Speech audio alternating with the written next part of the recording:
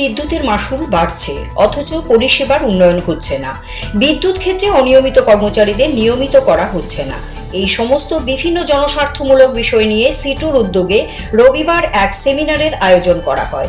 তাতে উপস্থিত ছিলেন সংগঠনের রাজ্য সভাপতি তথা প্রাক্তন মন্ত্রী মানিক দে, রাজ্য সম্পাদক তথা প্রাক্তন সাংসদ শঙ্কর প্রসাদ দত্ত সহ অন্যান্যরা।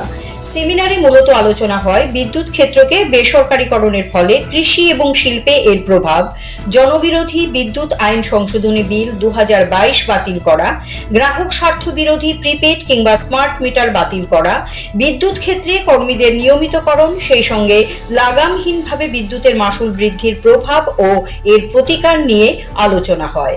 বক্তারা বিদ্যুৎ পরিষেবা নিয়ে রাজ্য সরকারের তীব্র সমালোচনা করেন। দাবি ওঠে বিদ্যুৎ মাশুল বৃদ্ধি রোধ করার।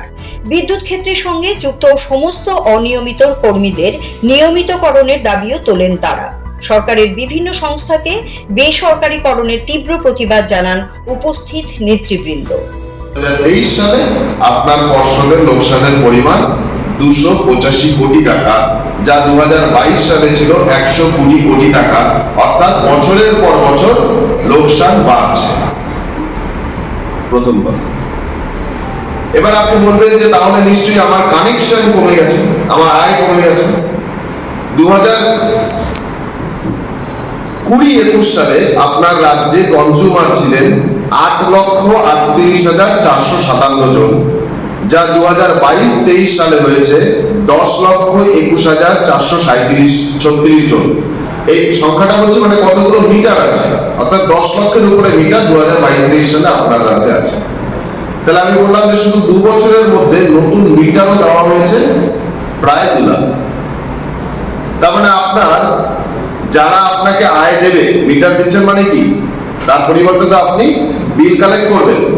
তাহলে যারা আপনাকে আয় দেবে সেই সংখ্যাটাও বাড়লো। তাহলে আপনি বলবেন যে হচ্ছে তাহলে বোধহয় এই যে সরকারি কর্মচারী এরা অনেক বেতন নিয়ে যাচ্ছে, এরা বেতন নিয়ে যাচ্ছে বলে হচ্ছে পর্ষদে লস হচ্ছে। সরকারি কর্মচারীর সংখ্যা 2018 সালে ছিল 4,500-এর মতো, যা আজকে দাঁড়িয়ে 2200-র আশেপাশে, অর্থাৎ অর্ধেক হয়ে গেছে বিদ্যুৎ ক্ষেত্রে। এই কথা বলার মানে কি? এই কথা বলার মানে যে সরকারি কর্মচারীর সংখ্যা অর্ধেক হয়ে গেছে, আপনার কানেকশন দিন প্রতিদিন বাড়ছে, আপনার নতুন করে প্রচুর লাইন বানাতে হচ্ছে, প্রচুর ট্রান্সফরমার লাগাতে হচ্ছে, প্রচুর বড় গ্রিড বানাতে হচ্ছে, এরকম কিছু নয়। আপনার আয় কমে আপনি ধীরে ধীরে লোকসানে ডুবে যাচ্ছে।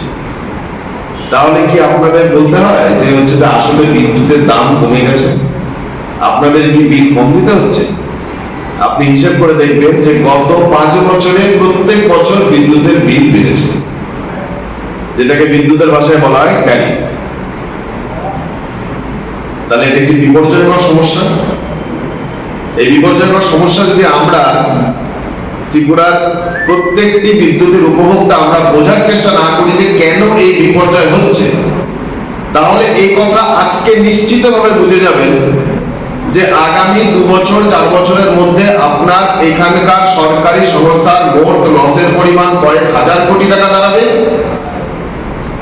এবং এখানে যে সরকার আছে সেই সরকার এসে বলবে যে এত লসজনক একটি সংস্থাকে চালানোর কোনো মানে নেই, তাহলে একে বেসরকারি করে দাও, আপনি বেসরকারি বিদ্যুতের আওতামুক্ত হয়ে যাবেন।